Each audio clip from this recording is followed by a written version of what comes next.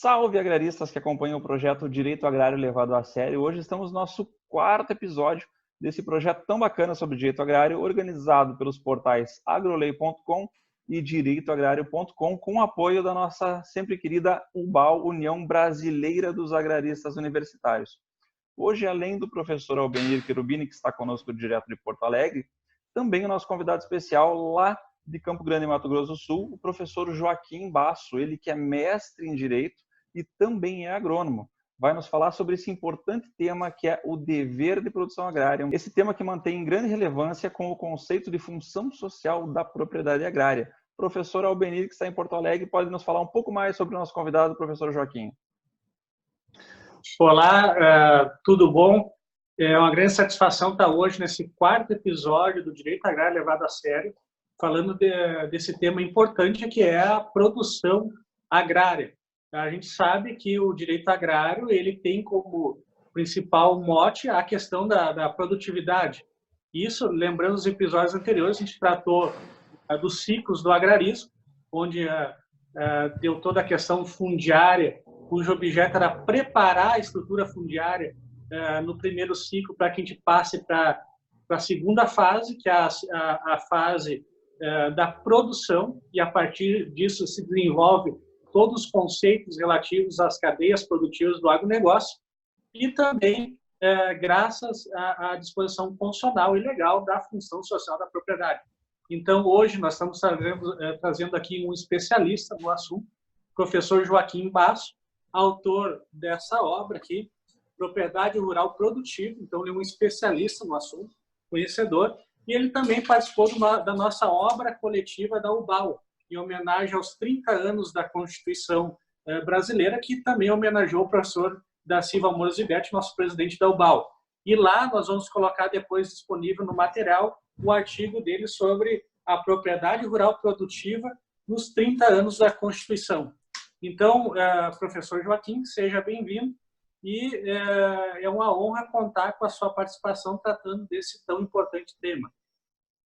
Muito obrigado, a honra é toda minha.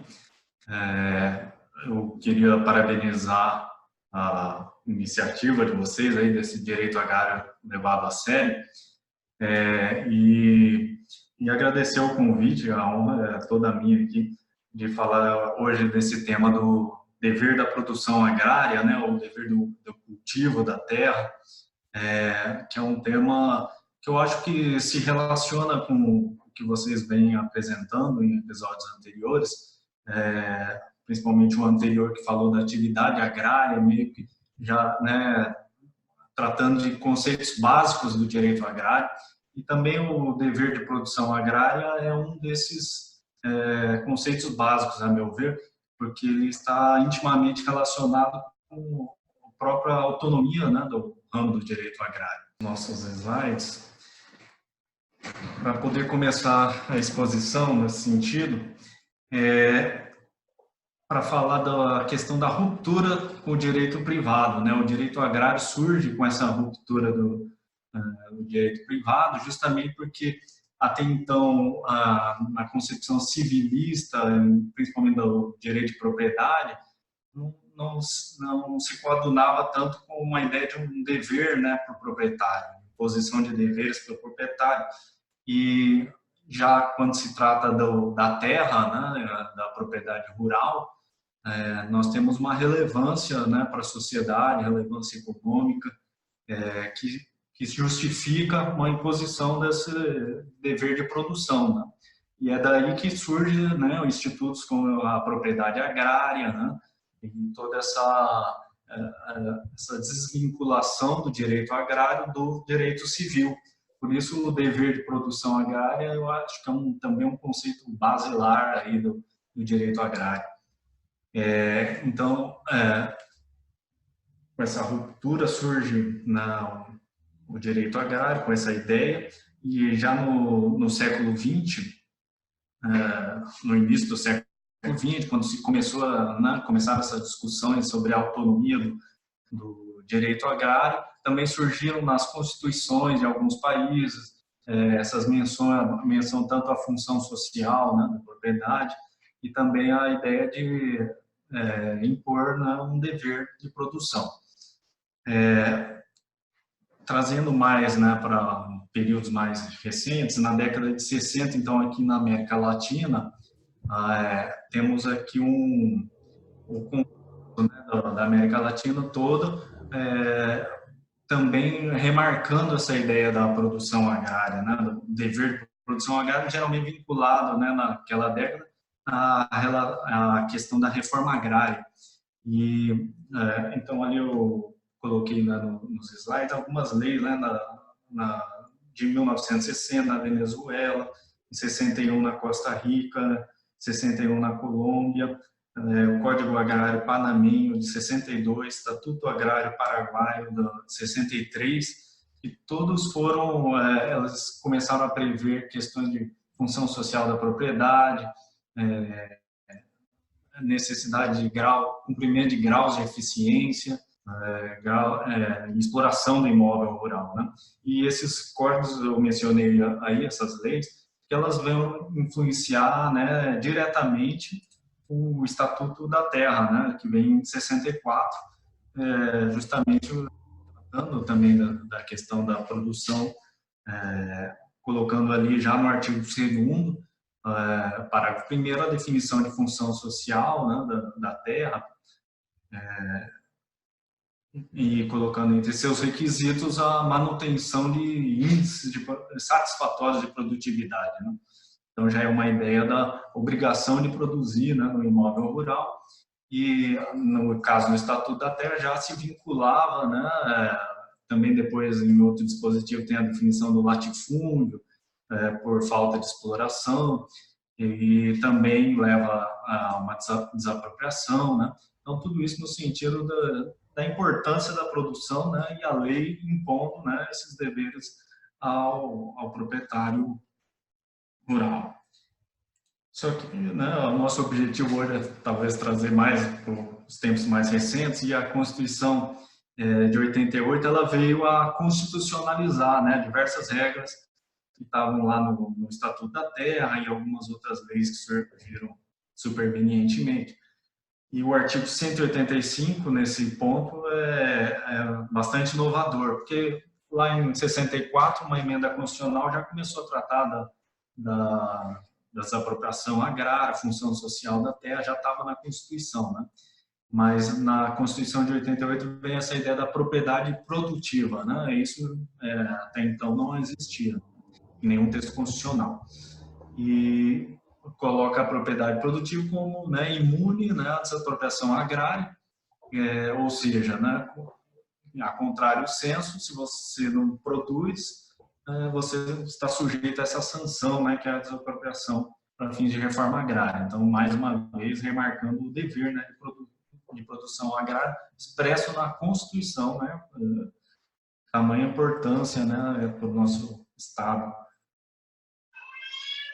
Segundo o professor Zibete, ele faz uma narrativa histórica que ele sempre lembra que esse artigo 185 foi um verdadeiro pacto realizado, um compromisso dos produtores rurais com a produtividade, conforme de assegurar, e foi isso o grande fato jurídico que proporcionou justamente essas novas fronteiras agrícolas do Brasil, esse compromisso com a produtividade, além que surgiu aí também aquelas ações de política agrícola que incentivavam justamente essa modernização da estrutura agrária brasileira, que justamente toda ela, se fizer toda uma leitura daquilo que propôs o Estatuto da Terra com a proposta de política agrícola, além de regularizar essa parte fundiária, então preparar o Brasil para se tornar um grande produtor de alimentos. Lembrando que em 1997 a gente acabou passando de importador para exportador e hoje é consolidado como um grande player mundial na produção agrária. Uma das coisas que me chama a atenção analisando a Constituição é o seguinte: a propriedade de qualquer tamanho, a grande propriedade, né, ela pode ser desapropriada quando ela não tiver a produção mínima esperada pela legislação. Entretanto, se ela for desapropriada por essa razão e ela vai virar pequenas glebas familiares, né, pequenas glebas, ela não tem mais essa obrigação constitucional, porque na verdade, a pequena e a média propriedade não podem ser desapropriadas. Então, ao se fazer uma desapropriação de um grande imóvel para o sem produtivo, as pequenas glebas que vão se originar dali não têm mais essa obrigação de produzir, sob pena de desapropriação, justamente porque a pequena e a média propriedade não são suscetíveis a isso. Uma questão até curiosa que a Constituição nos leva a entender a partir desse texto do artigo 186. Sim, é muito interessante sua colocação. Eu acho que tem a relação também com esse dever de produção agrária, que é muito, desde a década de 60, ele é muito relacionado com a reforma agrária. E, a meu ver, hoje em dia a gente já poderia discutir de outra forma também, e o professor Albenir também já trouxe para a visão da política agrícola, né? Exatamente, que é uma ideia mais de estímulo, né, de produção e de outras formas, né, inclusive de produzir, né? Que não necessariamente teria que estar vinculada a essa reforma agrária, né? Que também é uma concepção que nós vamos, na sequência, até mencionar, que é a Lei 8.629, que vem regulamentar esse dispositivo, também com foco, né, nessa questão da produção, da reforma agrária, né? Mas, a meu ver, também nos meus textos, o que o Albenir já mostrou aí, eu já acho que esse dever de produção agrária pode ser, né, ampliado para outras situações, não só como aquela relação necessária de produziu, não produziu, então é desapropriado, né? Só é para isso que serve essa previsão? A meu ver, já não. Ela tem que tratar também de uma questão de um estímulo para outras formas de produção, né? Dando sequência, então, à apresentação, a Lei 8.629, então ela vem a definir, né, essa propriedade produtiva com esses conceitos aí do GUT e o GE, que são o grau de utilização da terra e o grau de eficiência na exploração. Eu pus essas fórmulas matemáticas que às vezes os juristas não gostam muito, mas é só a descrição matemática daquilo que está expresso ali no artigo 6º da Lei 8.629, e basicamente essa fórmula aí significa esse primeiro requisito, os dois têm que ser cumpridos, né? O grau de utilização e o grau de eficiência. O grau de utilização significa que a área efetivamente utilizada tem que corresponder a 80% da área aproveitável total, né? A efetivamente utilizada é definida no parágrafo 3º, né? Claro, são as áreas de produção, agricultura, pecuária, e também tem outra de florestal, extrativista, e também áreas de informação de pastagem, desde que com um plano devidamente assinado por um profissional, né?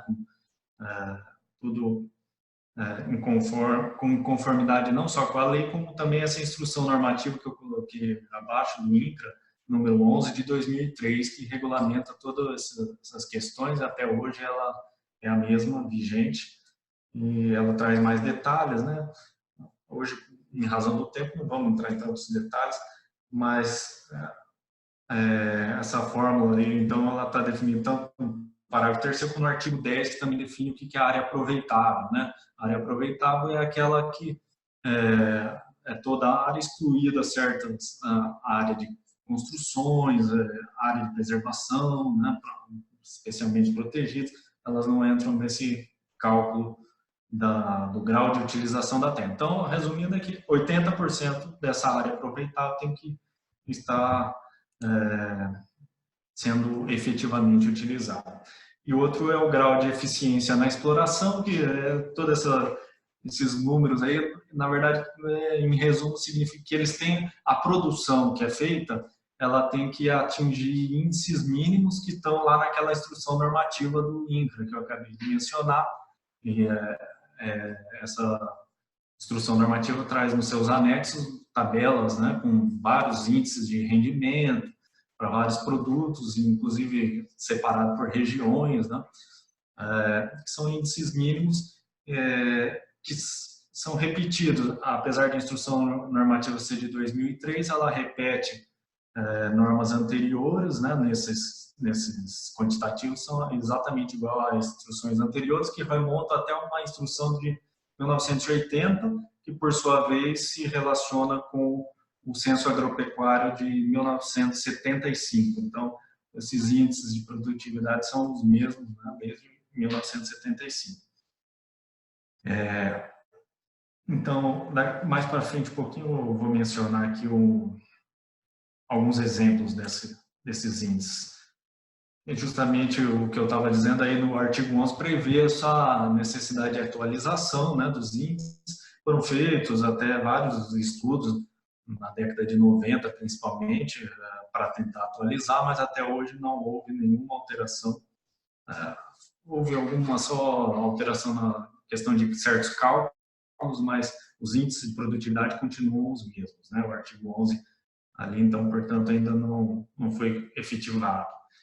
E importante mencionar ali no artigo 6º, parágrafo 7º, também ali na segunda parte do slide, está a questão do risco biológico, até que vocês mencionaram no episódio anterior, né? A atividade agrária incita ela o risco biológico, e esse dispositivo considera, né, o caso fortuito, força maior, né, se, por exemplo, uma questão de uma seca num determinado ano, ou alguma questão de força maior qualquer, leva a uma redução da produtividade, ela não vai ser considerada ali para os fins da fiscalização, né, para a reforma agrária, consoante esse dispositivo que está aí. Aqui a tabela, uma parte da tabela, né, que a tabela número 1 da instrução normativa, só para exemplificar para vocês, né, para os ouvintes, os índices de produtividade, né, que são exigidos ali para o cumprimento do grau de eficiência na exploração. A soja, eu pus ali com maior destaque para a soja, né, que é um produto mais, né, conhecido. E ali você vê que Paraná e São Paulo e na região sul tem índices diferenciados, e no restante do país ali se exigia o rendimento por hectare de 1,2 tonelada, né, que dá 20 sacos por hectare, né? Seria esse índice mínimo aí de produção. Eu calculei rápido aqui para o sul, ali, que daria 1 tonelada e 400, seriam 23,33 sacas por hectare. Isso, 23, exatamente. E são esses valores, se você olhar o Censo Agropecuário de 1975, são baseados na média, né, da produção dessas regiões naquele censo daquela época.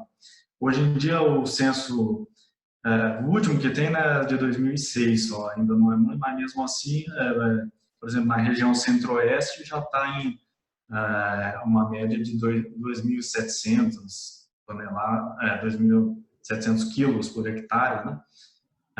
Que daria 40 e poucos sacos, né, por hectare. Isso é a média, né? Hoje não, né? 2.700 daria 45 sacas por hectare. Isso, 45 sacos, ótimo. Então, só, né, para a gente ter uma ideia desse quantitativo.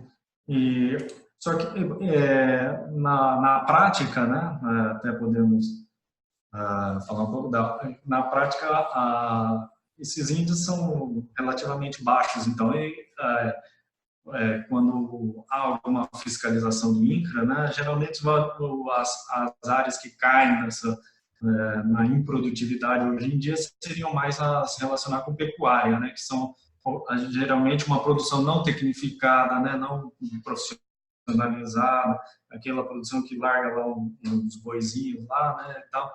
Aí realmente vai. Agora, a produção de agricultura geralmente exige uma tecnificação que é difícil, né, ainda mais nos dias de hoje, atingir valores muito baixos. A não ser por alguma questão aí da força maior, aí vai entrar naquela exceção lá, né? Se houver algum ano atípico, né, por exemplo, aí realmente a produção geralmente pode ser. Agora, se o proprietário tem condições de realizar esse tipo de cultivo que exige toda uma profissionalizada, ele geralmente alcança esses índices, até porque se não alcançar, hoje em dia, se não alcançar muitos esses índices, acho que não vai nem valer a pena, né? A atividade, os custos vão superar, né? Voltando aqui, só então, para a tabela, então aí eu pus a questão da pecuária, ali também os índices de lotação mínimo, né, que se exige, e é dividido por zonas de pecuária, né, que são, aí tem uma outra instrução para essas zonas são classificadas por município, né, então, digamos, um município altamente produtivo, ele vai exigir ali 1,2 unidades animais, né. Essas unidades animais, elas são calculadas de acordo com uma outra tabela, também na mesma instrução, e para mais pesar, né, as diferenças, por exemplo, ovelhas, né, elas não, que antigamente se falava em cabeças, né, uma cabeça de ovelha não é a mesma coisa que uma cabeça de um boi. Também as idades do boi, e vaca, tudo tem diferentes quantitativos de unidade animal, né, uma forma de calcular levando em consideração isso daí. Então, também não são índices muito... Você pega ali a zona pecuária 5, 0,3, né? Ou seja, tem que ter um boi em 10 hectares, né, praticamente. Assim, são regiões que são muito baixa tecnificação, assim, para não obedecer esses índices. E aí, partindo para um final assim, da minha fala, né, eu gostaria de trazer essa questão da produção agrária no século XXI, né? Esses conceitos que eu trouxe aí na Lei 8.629, elas já remontavam também ao conceito de empresa rural, que já vinha anteriormente à Constituição até, mas hoje em dia, no século XXI, já são outros temas, né, que já vão sendo tratados na produção agrária, e esses temas, eles já estão bem diferentes, né, dessa questão de uma mera cumprimento de índices de produtividade, né, questões assim. E eu acho que ainda pode ser válido para a questão de reforma agrária, mas até para uma questão mais de política agrícola, de incentivo. Hoje o Estado brasileiro ele deveria buscar outros tipos de objetivo também para a produção agrária. Já se fala no mundo todo, né?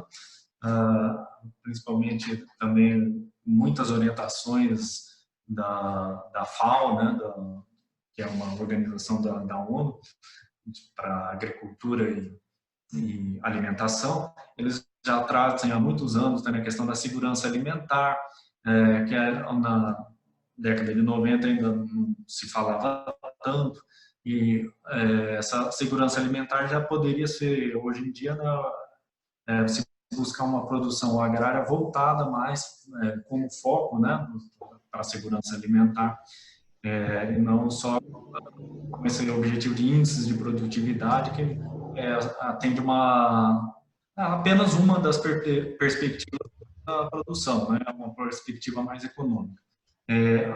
Outra questão seria a da sustentabilidade, né, também um tema já hoje, né, muito tratado, questão que envolve tanto meio ambiente, questões climáticas, né, combate à desertificação, combate ao desmatamento, também são temas que a modernização da atividade agrária também tem que levar em conta isso.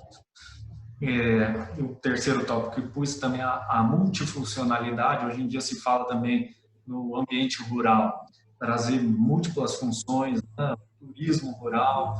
E o Brasil tem muito potencial, eu acho, nisso, que ainda é pouco explorado, né? Na Europa só tem isso, mas acho que o turismo rural é, às vezes, mais importante do que a produção.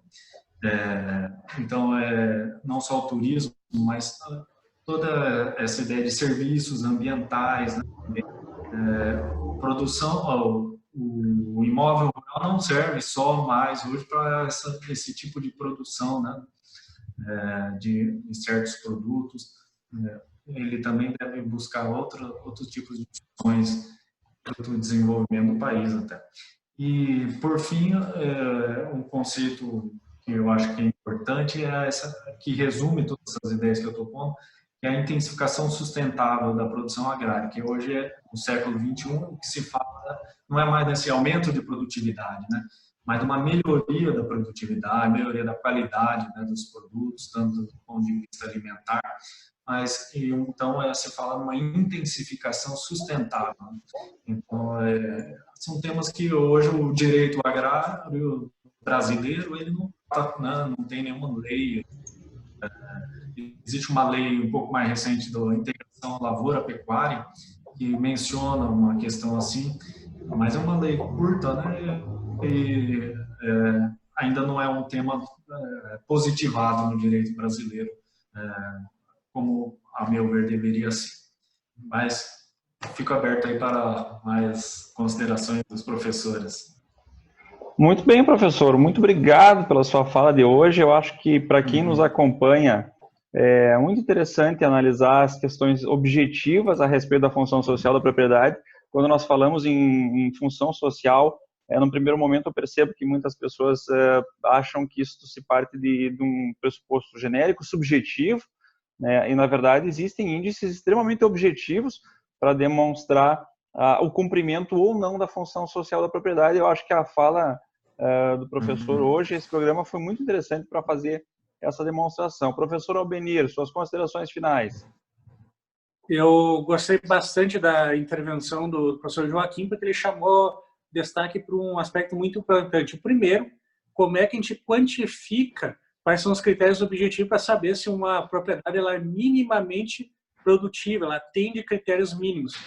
E também eu gostei muito que ele ressaltou algo muito importante, que tem que ser de atenção de quem está estudando direito agrário, que é essa transformação do critério quantitativo para o qualitativo, que inclusive se interfere na própria interpretação do que seria a produção. Antes a gente via a produção como atendimento aos índices mínimos de produtividade, e hoje a gente já vê uma preocupação que, inclusive, o próprio mercado consumidor impõe a forma de produzir do produtor. Então, além de satisfação daqueles critérios objetivos, ele também vai ter que ter uma preocupação com qualidade, uma agricultura multifuncional, com atendimento às questões ambientais, às questões trabalhistas. Então, assim, assunto para um próximo episódio, tratar justamente a gente poderia falar, professor Torma, da questão da função ambiental da propriedade rural.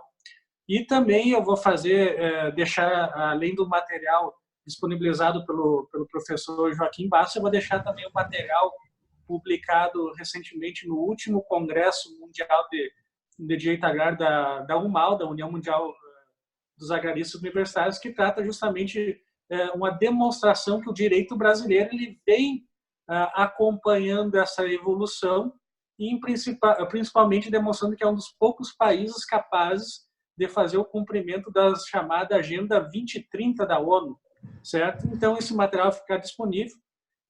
Muito bacana essa aula de hoje e deixo aqui, finalizo a minha fala, minhas considerações, fazendo um agradecimento aí ao professor Joaquim, que volte em breve e traga outras contribuições para o estudo do direito agrário. Professor Joaquim, nós agradecemos o projeto Direito Agrário Levado a Sério, agradece demais a sua participação e eu deixo um espaço aí para o professor fazer suas considerações, divulgar suas redes, enfim, o espaço é seu. Muito obrigado, eu que agradeço o convite, né? Com certeza vamos trabalhar para outros temas para a gente tratar. Eu vou deixar alguns textos, né? Com certeza vamos ficar aí linkados. Para quem quiser, às vezes, uma explicação mais detalhada, alguns desses textos eu já trouxe em alguns artigos bem, né, detalhadinho, com todas as fontes, né? Eu acho que se alguém quiser se aprofundar, vai poder. Nesses textos tem muito material. Então, eu gostaria de agradecer novamente, parabenizar, é muito importante essa iniciativa. Eu acho que temos que continuar a muitos episódios, rumo a várias dezenas de episódios aí, que o direito agrário tem muitos temas a ser tratados. Muito obrigado. E aí, tá gostando? Gostou do programa de hoje? Aqui a gente leva o direito agrário a sério e convida pessoas que também levam e trabalham o direito agrário com a seriedade que ele merece. Então, nós pedimos, inscreva-se no canal, acompanha, com frequência está sendo episódio novo, e também não se esqueça, acompanhe na internet aí os portais agrolei.com, direitoagrario.com e também a UBA, União Brasileira dos Agraristas Universitários. Estamos presentes em todas as redes sociais. Obrigado, professor Albenir, obrigado, professor Joaquim, e nos vemos na próxima. Um grande abraço.